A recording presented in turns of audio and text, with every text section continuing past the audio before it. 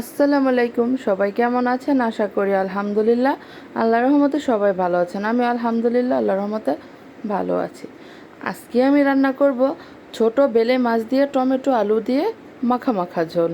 তাহলে চলুন দেখি আসি আমি এটা কীভাবে রান্না করি। প্রথমে একটা কড়াইতে নিয়ে নিয়েছি আমি একটা আলু। আমি আলুটাকে লম্বা লম্বা করে কেটে নিয়েছি। তার মধ্যে দিয়ে দিলাম 3টা পেঁয়াজ কুচি, দিলাম সামান্য পরিমাণ আদা রসুনের পেস্ট, দিলাম কিছুটা লবণ।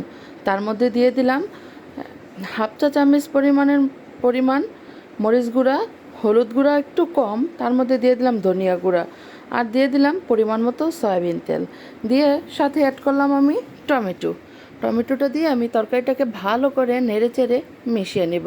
এটা হাত দিয়ে এত সুন্দর করে মাখাতে হবে যেন মাখানের মধ্যেই মনে হয় তরকারিটা অনেক সুন্দর হয়েছে, অনেক ফ্লেভার হয়। এর মধ্যে আমি দিয়ে দিব মাছগুলোও কতটা সুন্দর দেখতে পাচ্ছেন। হ্যাঁ, মাছগুলো কিন্তু সত্যিই অনেক সুন্দর ছিল, আর খেতেও দারুণ মজার ছিল মাছগুলা।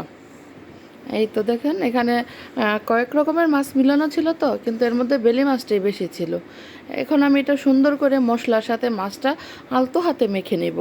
মেখে মেখে সুন্দর করে এর জন্য আমি দিয়ে দিলাম জলের জন্য পানিটা দিয়ে এটা আমি রেস্টে রেখে দেবো, তাই প্রায় 20 মিনিটের মতো। এই যে দেখুন এটা আমি ঢাকনা দিয়ে ঢেকে এখন দিয়ে দিলাম চুলার মধ্যে দিয়ে এখন আমি গ্যাসটা অন করে দিলাম। যখন জাল হয়ে যাবে আমি একটু নেড়ে চেড়ে দেখে টেস্ট করে দেবো যে লবণটা ঠিক আছে কিনা। আমার লবণটা একদম পারফেক্টলি ছিল।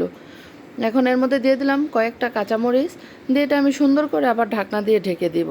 এটা ঢেকে ঢেকে সুন্দর করে রান্না করে নেব যতক্ষণ না পর্যন্ত এটা আমার কাঙ্ক্ষিতভাবে এসে চলে আসছে। এই যে তার মধ্যে আমি কিছুটা ধনেপাতাও দিয়ে দিয়েছিলাম।